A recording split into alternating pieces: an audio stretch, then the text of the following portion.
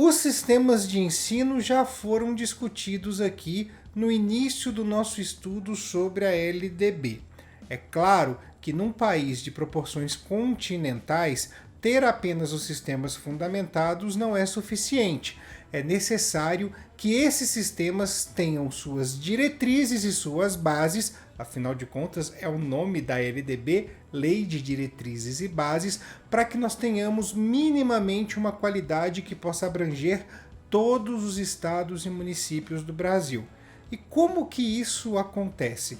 É justamente esse o nosso tema de hoje no Articulando Renologia, o podcast do seu canal de biologia.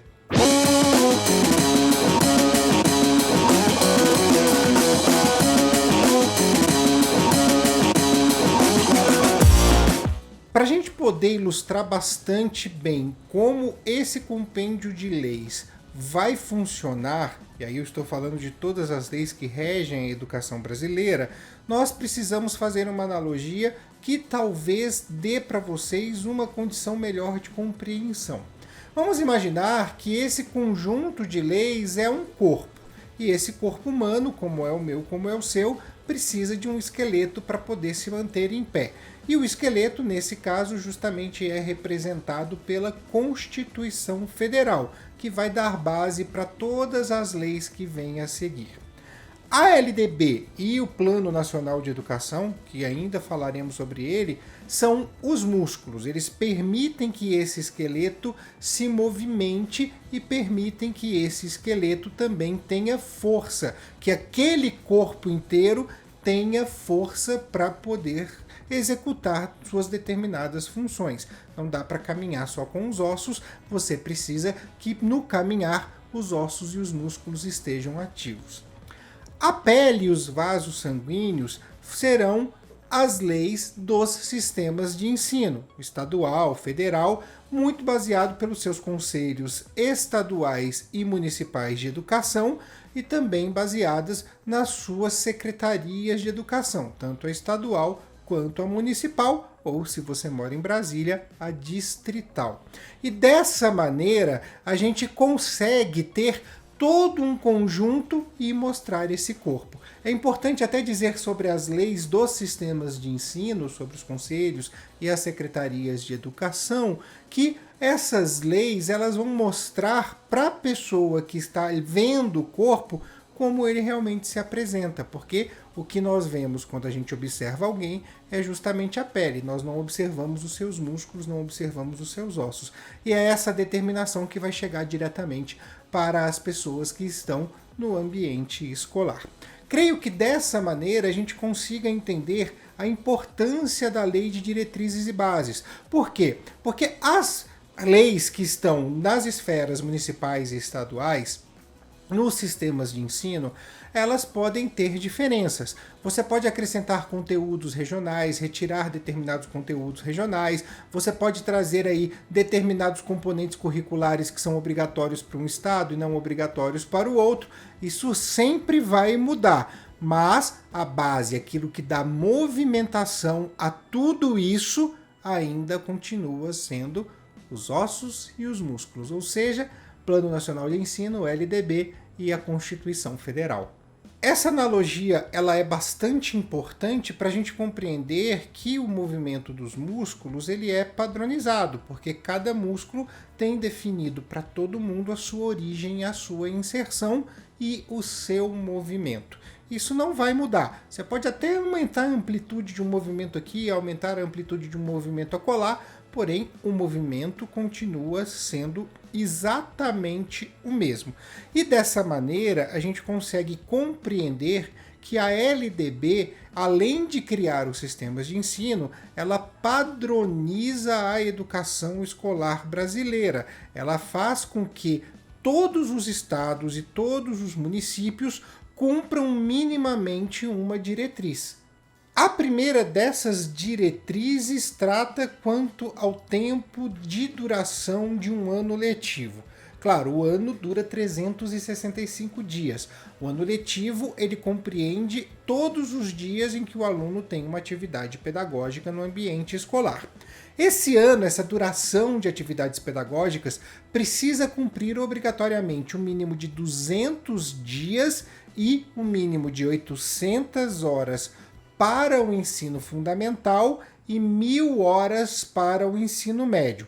Basta também dizer que essas 1.000 horas entraram em vigor por conta da reforma do ensino médio e nós teremos o nosso episódio especial sobre essa alteração na lei. Uma vez que está estabelecido o tempo mínimo que os sistemas de ensino precisam promover aos alunos para que o ano letivo dure, não só o tempo em dias como o tempo em horas, a LDB vai parametrizar a necessidade de presença desses alunos para que eles possam ser promovidos ano após ano. Isso vai acontecer porque a gente precisa evitar a evasão escolar. E a LDB é muito clara no seu artigo quando diz que um aluno precisa ter 75% de presença nas aulas de um ano letivo. 3/4. Isso vai acontecer muito facilmente em dias letivos, quando até a gente pensa nos anos iniciais do ensino fundamental e agora, como vocês sabem que também é obrigado, nos 2 últimos anos de educação infantil. Mas para os anos finais de ensino fundamental e para o ensino médio, isso acaba trazendo um pouquinho de diferença, porque essas ausências, elas são contabilizadas por componente curricular. O que isso quer dizer? Isso quer dizer que um aluno pode até às vezes ser promovido em matemática, em história, em geografia, mas não ter presenças suficientes em língua portuguesa e em ciências, por exemplo. E aí ele acaba não conseguindo ser promovido para o próximo ano. Isso é fundamental e é claro que a lei também prevê dentro dos seus conselhos estaduais de educação, aí a gente já está falando daquilo que os sistemas de ensino trazem, possibilidades de reposição. Afinal de contas, um aluno que teve, por exemplo, um afastamento por um problema de saúde, tem todos os direitos de fazer um acompanhamento fora do ambiente escolar e ter, inclusive, reposição dessas aulas mediante a apresentação da documentação necessária. Então, não é tão rigoroso assim, porque, afinal de contas, a gente precisa entender que existem casos que realmente necessitam do afastamento escolar. Continuando neste assunto de promoção para o próximo ano, a LDB não traz só questões de ausência e presença. E vamos aqui ser bem sinceros, vamos falar a verdade. É muitas vezes essa ideia da promoção que o aluno busca. Ele quer saber se vai passar de ano. E algumas famílias também, para a gente ser bastante sincero mesmo. Bem, a LDB nesse caso diz que o aluno precisa ser avaliado constantemente e ele também precisa ter direito a processos de recuperação.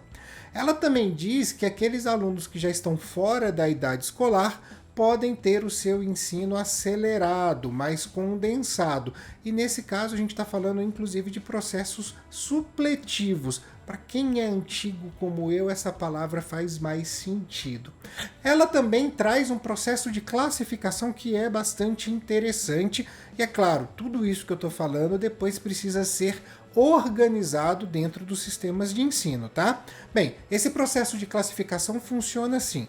Imagine que alguém que foi alfabetizado não cumpriu os anos regulares da educação básica. Foi, cresceu, virou adulto, começou a trabalhar e opta então por retomar os seus estudos. Essa pessoa ela pode fazer uma prova que vai dizer em que ano letivo ela se encontra dentro das habilidades e competências que ela demonstrou ter desenvolvido.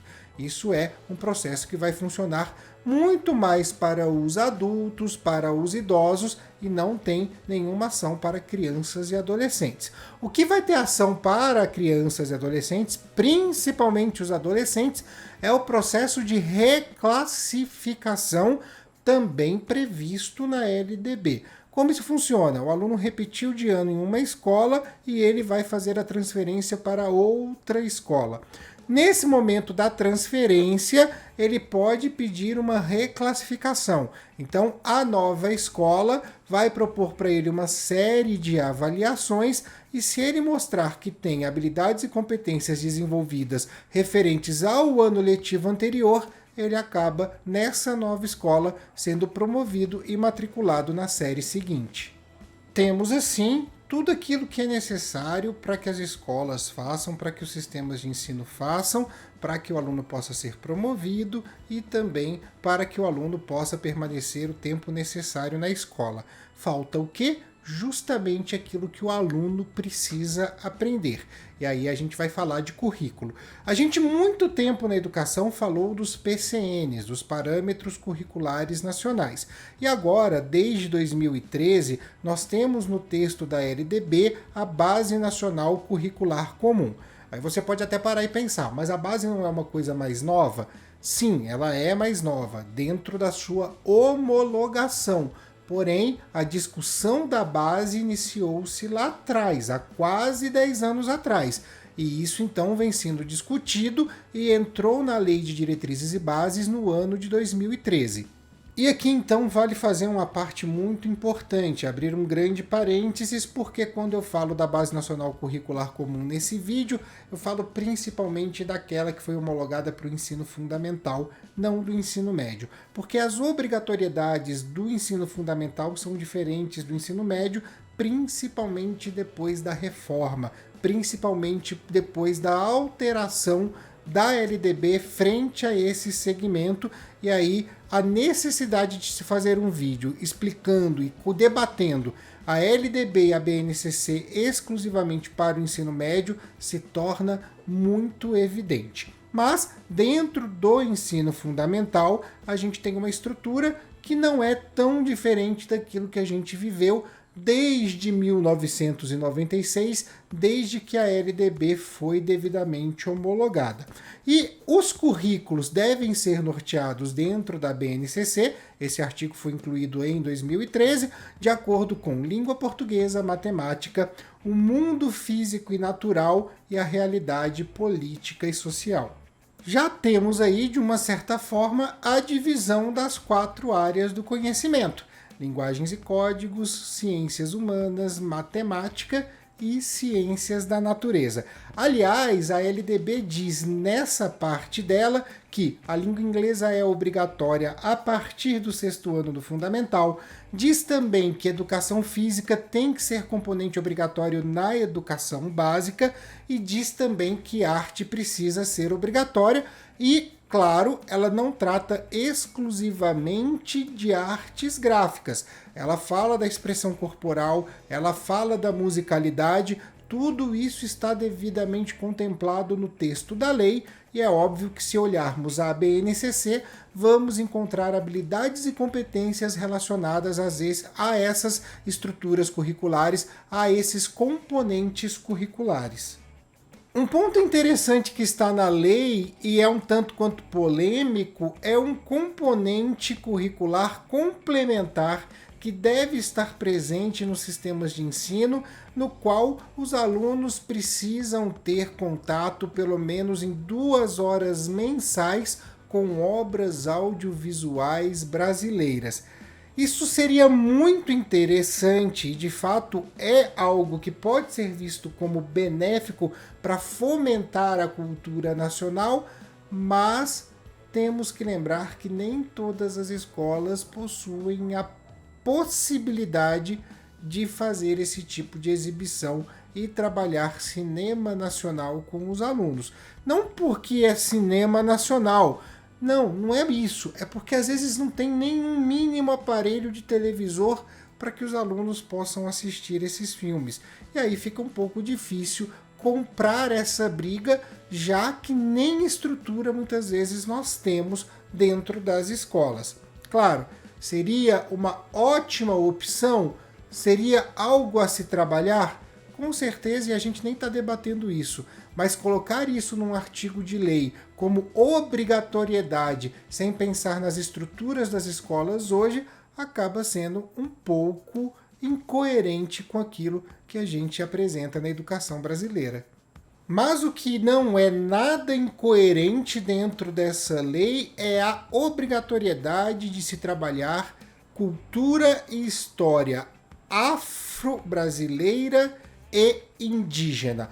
Afinal de contas, nós temos todo um histórico de escravidão dos povos africanos, escravidão indígena, perseguição e dizimação de cultura, e isso é fundamental para que a gente possa recuperar as raízes que formaram o nosso povo brasileiro. Aqui não há polêmica, aqui é uma necessidade e uma dívida histórica. Aqui há a importância de se reconhecer como brasileiro e de compreender o que nós somos, a nossa formação e, é claro, diminuir as desigualdades e o preconceito racial. Aqui é fundamental que nós tenhamos essas abordagens. E aqui também é fundamental a flexibilidade que a LDB dá para as escolas de comunidades rurais, quilombolas e indígenas quanto à sua estrutura e quanto ao seu currículo. Afinal de contas, nós temos que entender que as necessidades dessas comunidades muitas vezes não estão de encontro com as necessidades de alunos que vão prestar Enem e por aí vai. Não que a eles seja barrado esse direito, pelo contrário, não é.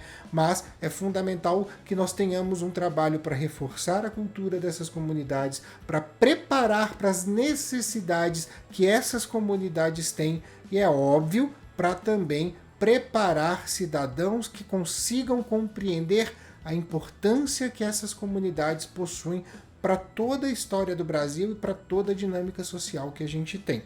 Então, essas comunidades, essas escolas dessas comunidades possuem aí algumas flexibilidades dentro do texto da LDB quanto no texto da BNCC. E também é fundamental dizer que o poder público, os sistemas de ensino, não podem simplesmente fechar essas escolas por desejo próprio. Para que uma escola dessas comunidades seja fechada, a LDB diz isso, é necessária uma justificativa muito, mas muito plausível para o poder público, para os órgãos reguladores. Caso contrário, não tem conversa. A escola fica, se mantém e a educação é garantida para todos os habitantes, para todas as crianças, para todos os adolescentes e para todos os adultos dessas comunidades.